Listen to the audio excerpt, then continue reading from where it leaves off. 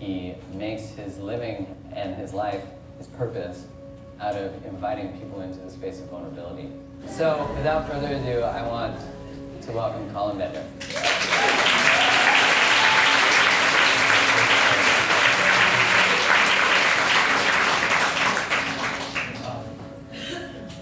Can I ask you guys a question before I start? Is anybody afraid of public speaking here? Okay, good. I'm not the only one then. So I'm going to share my story with you guys today. And my hope is that after I'm finished, you will never feel alone when you are suffering, and you will always have the courage to be yourself. I recently asked my mom, I was talking to my mom and I asked her if I was shy when I was a boy. She said that I was, and she proceeded to tell me that when I wanted to speak to an adult, I would whisper in her ear and tell her what to say to them. This brought me a sense of comfort, because it made me realize that being shy is in my nature. For so long, I tried to be something I was not. I did things not because I wanted to, but because I wanted to be validated. Now, don't get me wrong, I'm not always shy. I mean, I can sometimes be the life of the party if I'm feeling safe in an environment. My light shines bright, but over the years, I lost that feeling of safety. And it took alcohol to get that courage out and show that side of me. Where was he going with that?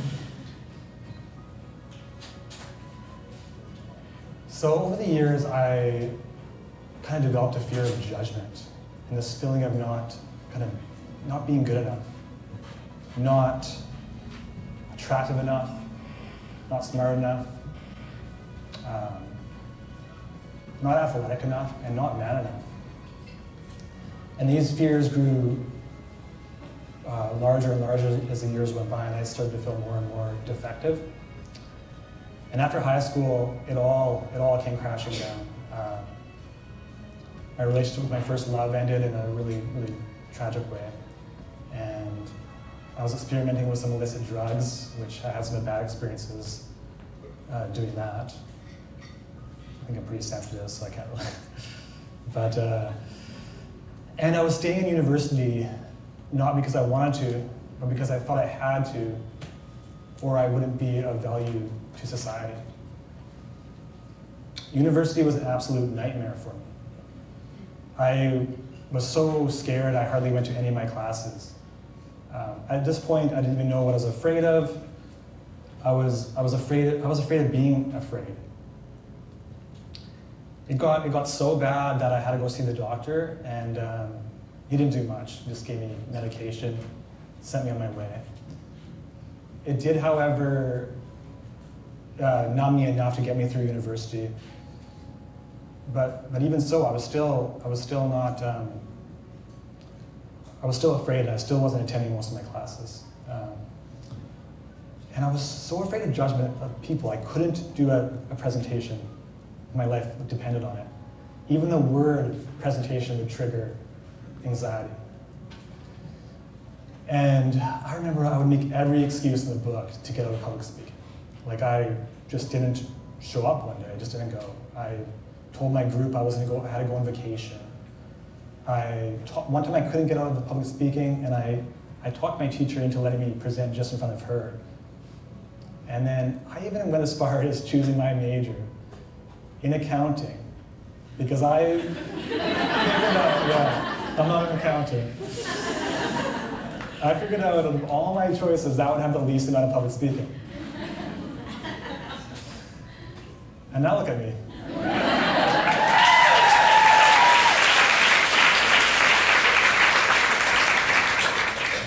I can't tell you how much courage it took me to do this and prepare for this talk. I mean, I've done a couple speaking engagements in the last year, but nothing close to this big of a stage. And I always say it's important to live on our edge and push our limits, but this right here, this is way past my edge. It's like in a different stratosphere. And to make matters a little more challenging is 2 weeks leading up to this event, I decided to rewrite my entire talk. My original plan was to do a talk that I did towards the end of last year. But it just wasn't feeling right anymore. I don't know why, I just couldn't get myself to do it. So I changed a few things in the talk and I sent it to friends for review and I got it back, but still, it just wasn't resonating anymore and I didn't know why. But after some deep introspection, I realized it was because I let that story go. I didn't want to share it anymore. I was done with that story. So, which is a really good thing, except now I had 2 weeks leading up to this and I didn't know what I was going to say. And to make matters worse, I had to move houses in the same 2-week time period. So let's just say that the anxiety and overwhelm started to rear its ugly head. I spent about 2 days doing not much, just kind of ruminating and overthinking about everything that could possibly go wrong. And then spent another day or so distracting myself and doing things that were less scary.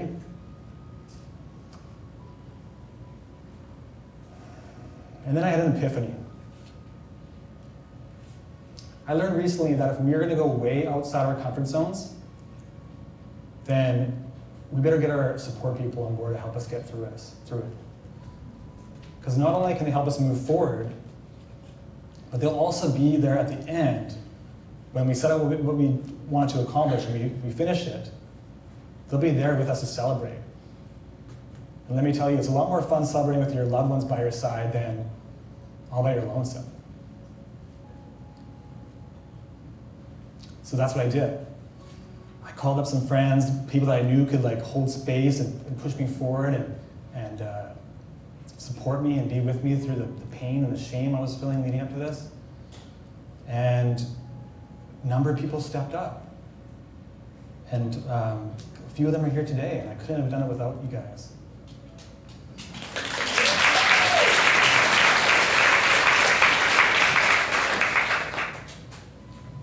Two years ago, I was also here. Well, not this exact same theater, but I was at the very first Masters of the Universe Summit. I was attending it. And like all of you, I was so inspired by Mark and that I had to come to his events. I must have read every one of his posts for 6 months and listened to all of his stories leading up to this. While going through some of the most challenging and difficult times of my life, I got comfort from listening to him. I really related and resonated with me. So when he announced Masters of the Universe Summit, I was like, yeah, I gotta go. So I quickly bought my ticket, and I was ready to go. I hopped on the ferry. I live in Vancouver Island, and I made my way over to my first kind of self-development summit, and I showed up and I was greeted by so many warm and beautiful people. I was like, these are my people. I felt safe here. And I was greeted and they gave me my card, they took my picture and stuff, and then out of the corner of my eye, there he was. I couldn't believe my eyes. After all this 6 months of just following him, there was Mark Rose in the flesh. Yeah. I haven't got the courage to go up to him and ask him for my picture. And of course he said yes, and he's just as beautiful in person as he is, probably more beautiful in person than he is on Instagram.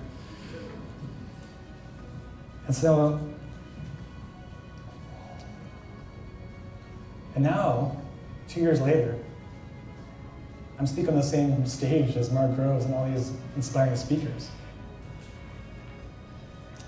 Do you guys want to know how I got here? Yeah. Okay. Even if you don't, I'm going to tell you. So when I left the first Masters of the Universe Summit, I was so open and inspired.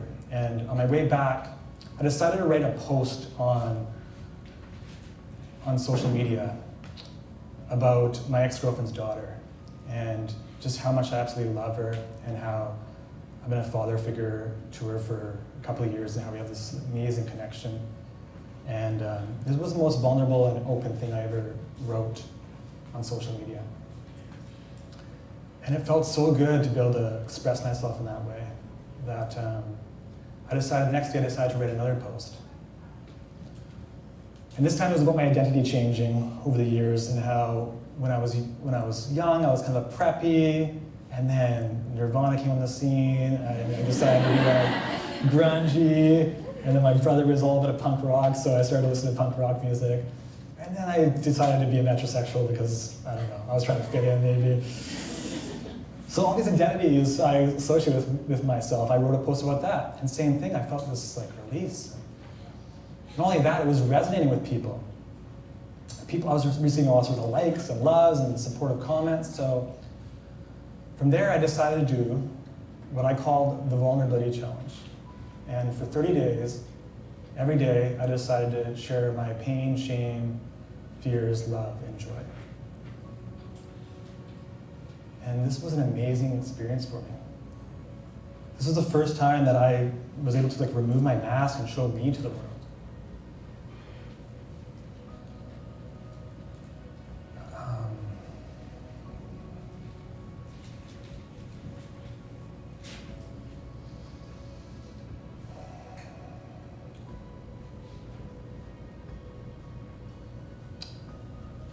So from there, because I was feeling so good and I was feeling so liberated, I wanted other people to experience that same feeling.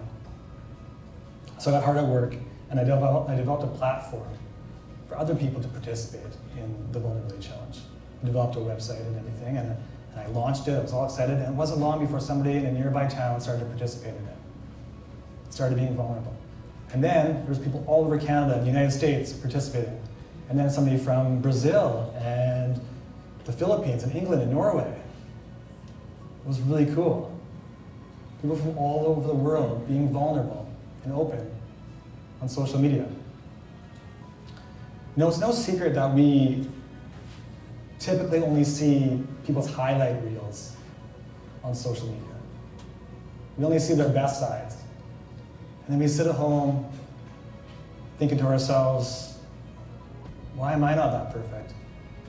We scroll through, we see their perfect families and their beautiful relationships and their vacations and their cars, and we think, why don't I have that? This expedites the feeling of shame and the feeling of not being good enough. What if it didn't have to be that way? What if we could all be vulnerable on social media? What if millions of people were participating in the Vulnerability Challenge? How different would the world look?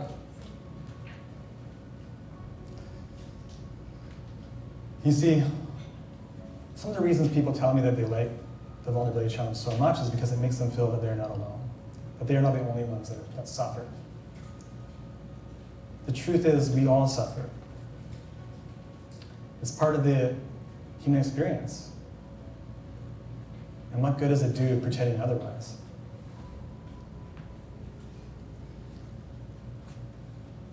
Now, having said that, I don't recommend that we share all of our everything on social media.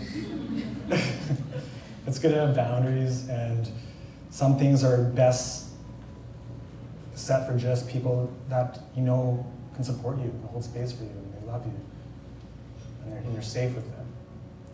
So this is why I created Tbc Tribes. So Tbc Tribes is the offshoot of the Vulnerability Challenge, and it's simply a group of people that get together every week to just share what's going on for them. Take off their mask and be themselves. So we typically start with a meditation, and then we just show our authentic selves to each other. No mask, no armor.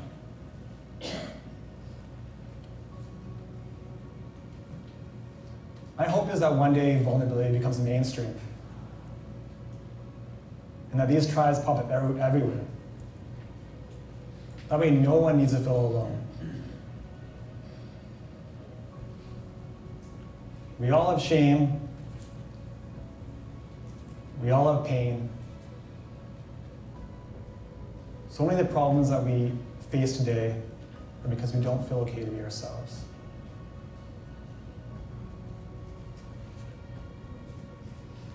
We suffer alone for fear of judgment or appearing weak.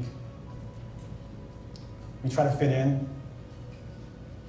We don't express our pain, shame, and fears, which causes us to experience anxiety, depression, and anger. The truth is that we can associate many of the issues today to the various masks we wear. Bullying, gang violence, domestic abuse, suicide, mass shootings, and the list goes on. I'm not a psychologist or anything like that, but I think it's pretty safe to say that nobody is born a rapist or a racist. These are learned behaviors. And my belief is that if we are encouraged to open up and be vulnerable and have a safe space to be vulnerable, then we wouldn't experience near the suffering that we do today.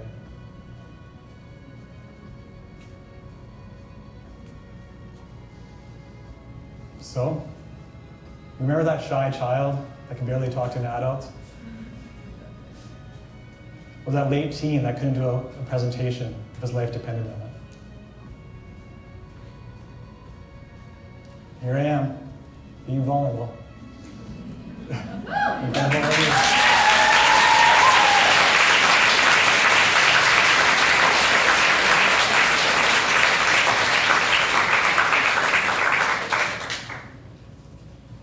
I don't resist being vulnerable anymore. I move towards it. And I hope that I've shown that you can do the same. Heck, you might even want to participate in the challenge, knowing that you are never alone when you suffer, and you can always have the courage to be yourself.